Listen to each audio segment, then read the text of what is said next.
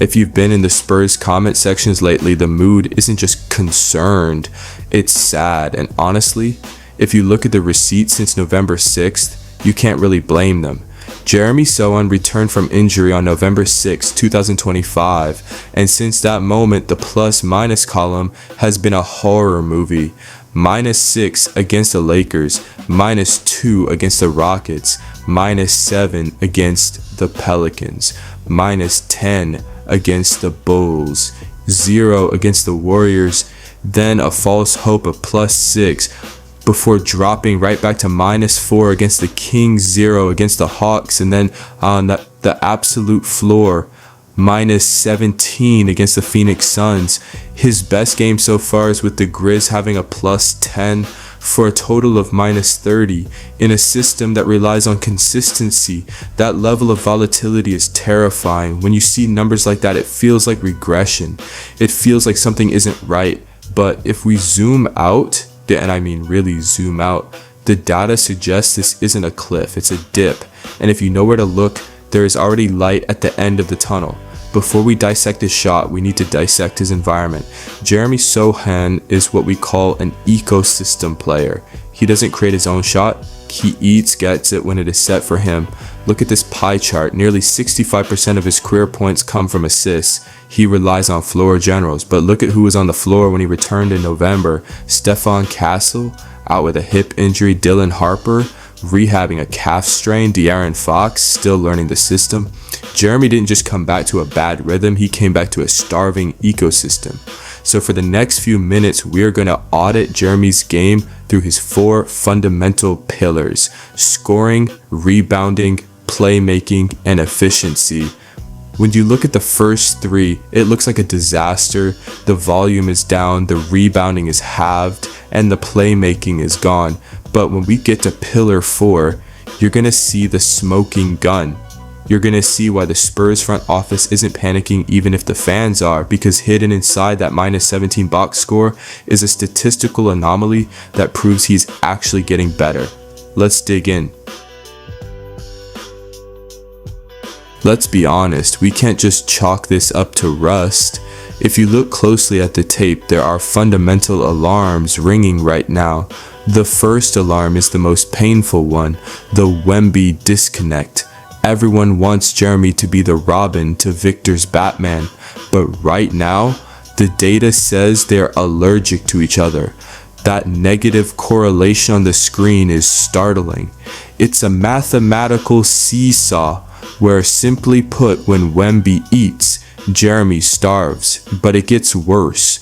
Jeremy's presence seems to act as an anchor on Victor's dominance. We're used to seeing Wemby post a massive positive impact, usually hovering around a +3 or higher. But with Jeremy clogging the lane, that impact shrinks down to a barely there +1. He isn't amplifying the alien, he's inadvertently getting in his way. And you can see why when you look at the team identity chart. Don't just look at one season, look at the history. See how those bubbles cluster heavily on the left side of the graph? That is the low offense zone. It confirms exactly what your eyes are seeing. When he is on the floor, the spacing creates friction. The ball sticks. The offense struggles to breathe. And amidst that friction, we are watching the regression of Jeremy himself. It's not just that he's missing shots, it's that he is mathematically disappearing from the game. We are watching a guy who used to be a reliable double-digit scorer suddenly struggle to get half that.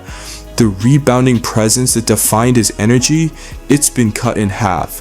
The playmaking flashes gone. He has dropped from being a Swiss Army knife who fills every column of the box score to a guy who is barely registering in any of them. If you looked at these numbers without seeing the name on the jersey, you wouldn't think you were looking at a starter. You think you were looking at a guy fighting to stay in the rotation. Finally, a comparison with his peers at 2022 draft. You can argue that he is not like the Jalen Williams or the Jalen Duren of the basketball world. He hasn't still reached his peak potential entering year 4, which makes the fans more anxious and impatient about his growth. Looking at the frequency distribution of his game score, he is on the left side of the graph, which says a lot when you compare him to the other draftees. If you stop there and conclude that that is his new normal, you might be itching to get him traded and move on. However, before you do that, you need to look at the other half of the story. And that other half of the story begins with a single calming realization. Jeremy isn't broken, he is just unassisted. Take a look at this pie chart. This is the sigh of relief we've been looking for. Nearly 65% of Jeremy Sochan's career baskets come from assists. He isn't a one-on-one scorer who failed, he is an ecosystem player who is currently waiting for the table to be set. We have undeniable proof of what happens when that table is set. Look at the comparison between the pre-CP3 era and the CP3 era. On the left, without a floor general, he was forcing it. But on the right, the moment he played next to elite playmaking, he didn't just survive, he elevated. His efficiency skyrocketed. He didn't become a different player, he just got the service his game requires. And for those worried about the current slump, look at the history.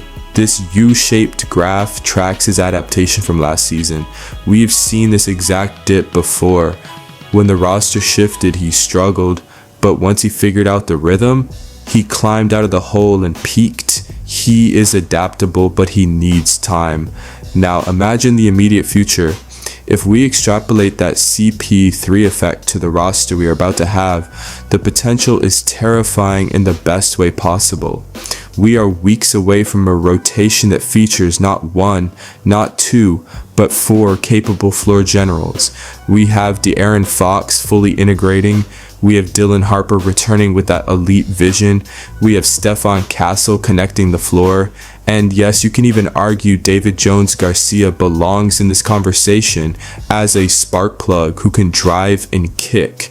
If all four of those guys are healthy, there is virtually no time where there is no floor general. For 48 minutes, Jeremy will be sharing the floor with a guard who can pass. He can stop trying to create and go back to doing what he does best, cutting, finishing, and feasting on easy looks.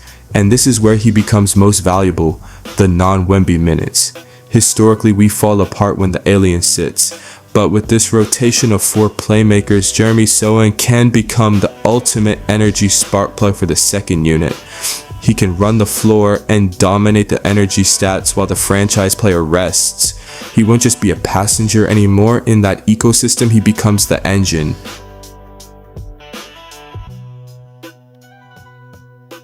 So let's wrap this up. If you are frustrated with Jeremy Sochan right now, you are justified. We looked at the slump and the numbers don't lie. The slump is real, the chemistry with Wemby is clunky, and the regression in his counting stats is scary. You have every right to feel nervous, but we also looked at the upside. We proved that Jeremy is an ecosystem player whose efficiency creates a U-shape pattern. He struggles when the roster shifts, but he peaks when he adapts. And most importantly, we proved that he thrives when he plays next to a floor general. And that brings us to the final piece of evidence, the isolation stats chart. Look at where the Spurs are sitting. Top right, elite. During the heights of Wemby domination, we were on the top of isolation teams in the NBA. On paper, that sounds great, but think about what isolation actually means. Isolation is what happens when you don't have a system. It's what happens when you don't have a point guard to get you an easy bucket, so you just throw the ball to the alien and hope he saves you. We are elite at systemless basketball because Victor Wembanyama is a generational talent. But Jeremy Sochan, he doesn't work in systemless basketball. He doesn't have the bag to beat guys one-on-one every possession. That is why he is suffering, but this is expected. Look at our bench. De'Aaron Fox, Dylan Harper, Stephon Castle. They aren't failing, they're loading. They are currently in the observation phase, looking, learning, and recovering. They are watching this isolation-heavy offense and waiting for their turn to install the real system. The moment they step fully into the rotation, the Spurs stop being an isolation team and start being a system team. The ball stops sticking. The cuts get honored. The lob passes get thrown. So here is the takeaway. We can see how Jeremy performs, as his offensive game is highly dependent on them, where his strengths are slashing, cutting, and finishing at the rim. So what do you guys think? Is 3 years enough to let go, or we can still afford to wait for our flurry of point guards to be integrated? Drop your comments down below, and as always, stay curious.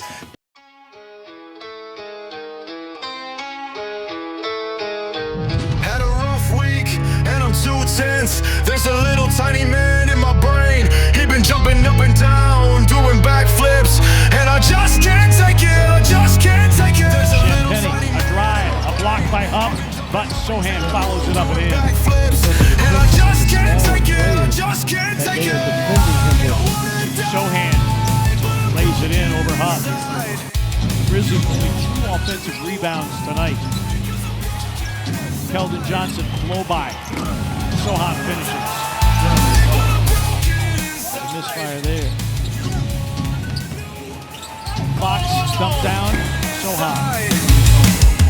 That allowed the Grizzlies to get out and play with the pace that they would like to. Fox with speed, sets up Sochan, knocks down the 3. Yes, he is. Sochan puts it over Edie. 5 of 13 from 3. They're averaging almost 14 made threes per game. That would be a franchise record. A look ahead to Sochan for an easy one, and the Grizzlies need a timeout. Wow.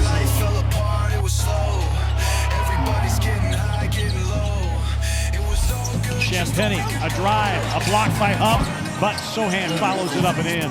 Because of the quickness and the smaller players that they are defending him with. Sochan lays it in over Harper. Grizzlies 2 offensive rebounds tonight.